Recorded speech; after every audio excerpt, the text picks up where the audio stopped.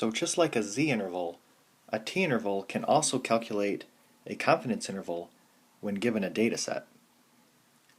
The GPA of 15 randomly selected college students is provided below. Assume the population is normally distributed.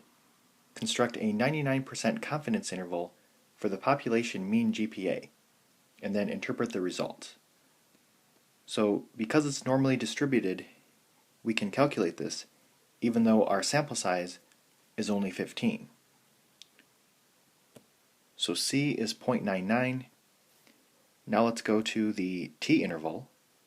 So I'm going to press Stat and then go to Edit, and I want to type in all of the GPAs into list 1.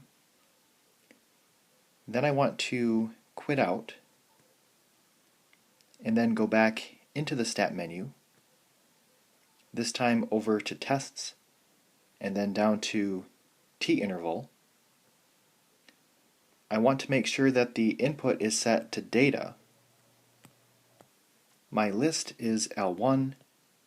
I want to make sure that the frequency is set to 1, and my confidence level is 0.99.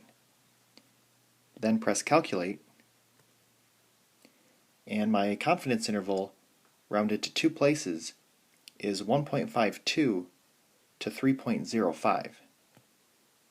So that's our confidence interval, and what that means is, with 99% confidence, we can say that the true population mean GPA is between 1.52 and 3.05.